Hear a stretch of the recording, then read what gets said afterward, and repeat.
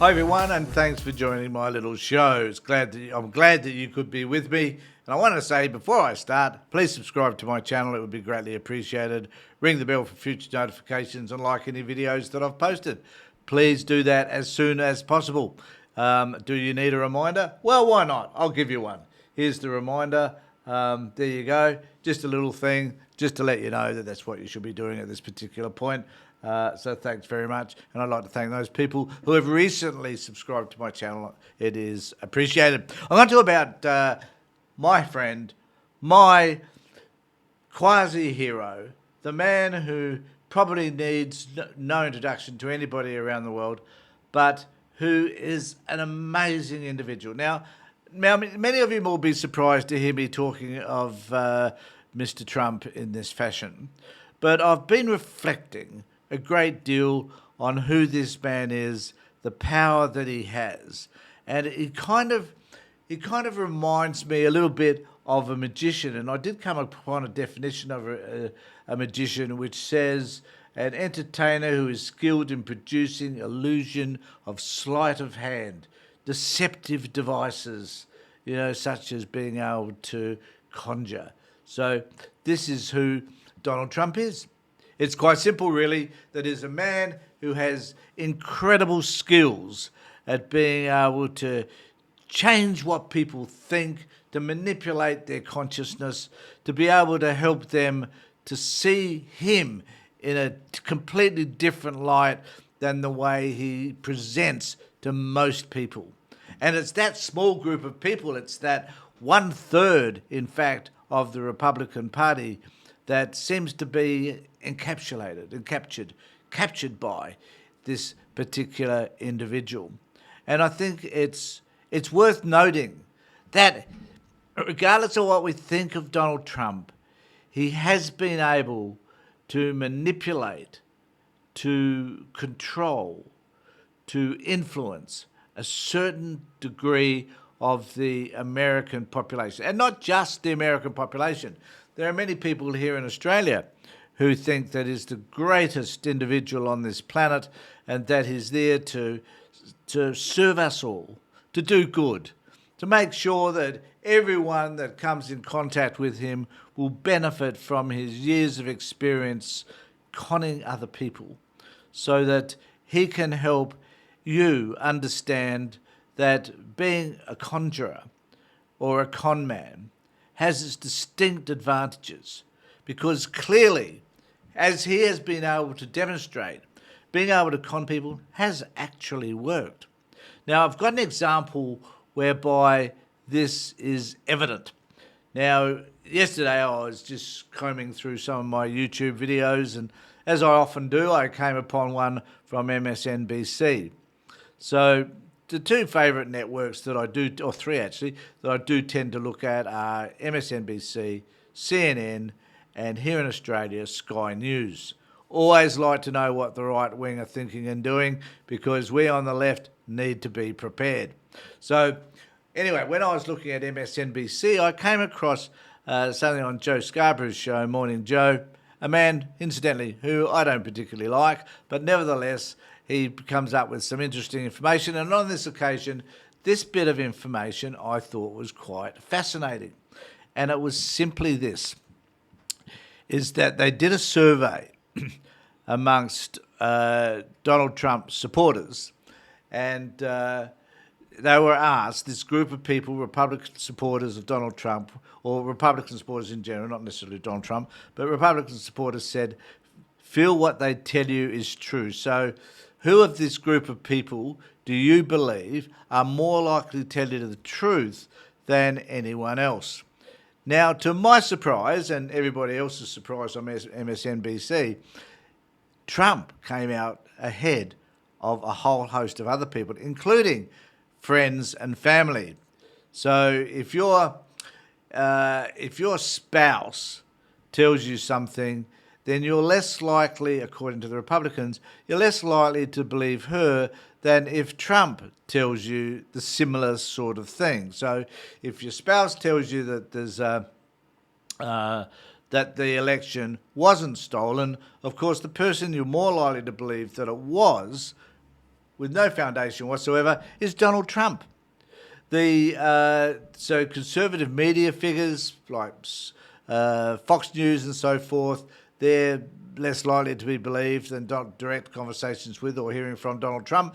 And religious leaders, interestingly enough, given there's a large evangelical group that do support Trump, that they're only prepared to 42%. So the more godlike figure in their lives that they're more likely to believe happens to be Trump. I found this interesting because what it tells us is that a serial liar, someone who clearly distorts the truth at every opportunity, is more likely to be believed than someone who has a so-called spiritual or religious background, or someone who is that you've built a personal and individual relationship with, such as family and friends. That Trump sits as the outlier amongst all of those who you're more likely to believe. Now, back to my original point. This is why the guy is a magician. This is why... Look, any one of us, we could meet someone and instinctively we may know whether this person is likely to con us or not. We just know. The way they speak, the way they hold themselves, their body language, whatever, we're able to determine instinctively whether or not this person is conning us. But with Trump, the magic is that even though he is conning at every possible opportunity, people will still listen to him and support him. Now, even though he's conning people in terms of all these indictments that are against him and seeking money from people to be able to support his campaign and particularly support his legal fees, people are putting millions and millions of dollars into his coffers because it's a scam. Yet, these people, the 71% who would believe him over and above everybody else, are listening to what he says and are doing what he says. Isn't that magical? How amazing is this particular man? Whoops, which side? This side.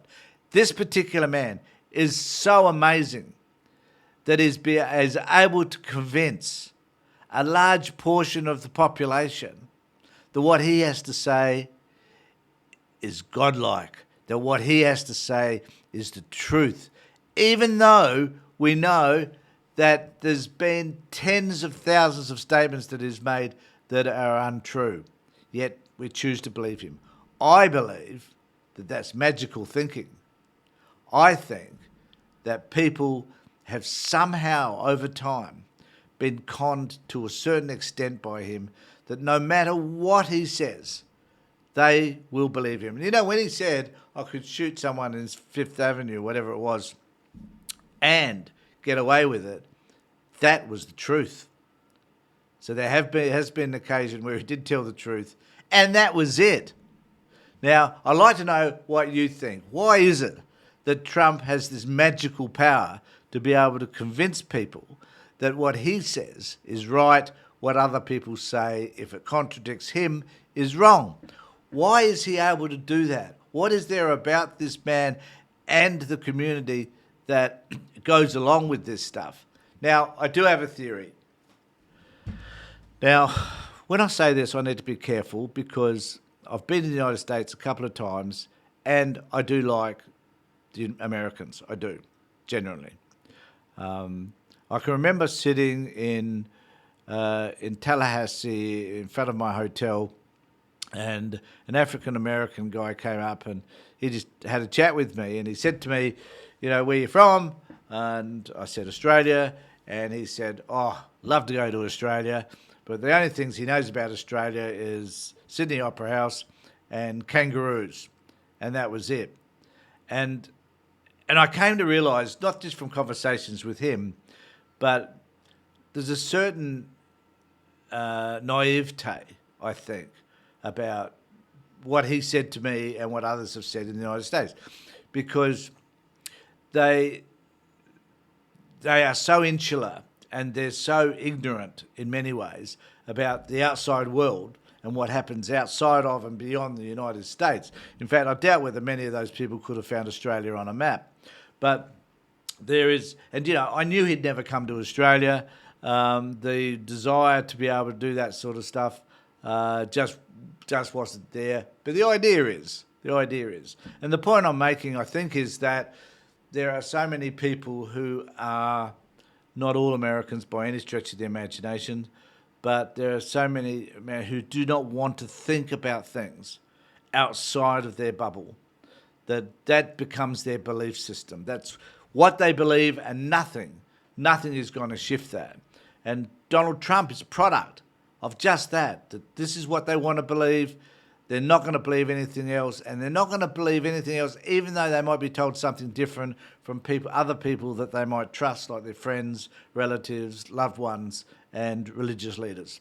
They're just not going to believe it, because this is what they've attached their wagon to, and they're going to stick there no matter what. Let me know what you think in the comments below. Be prepared, and delighted to have a chat with you. And also, please remember to subscribe to my channel as well, and ring the bell for further notifications. And if you really like this video, give it a like. Thanks everybody for being with me. Take care, look after yourselves, and more importantly, be safe.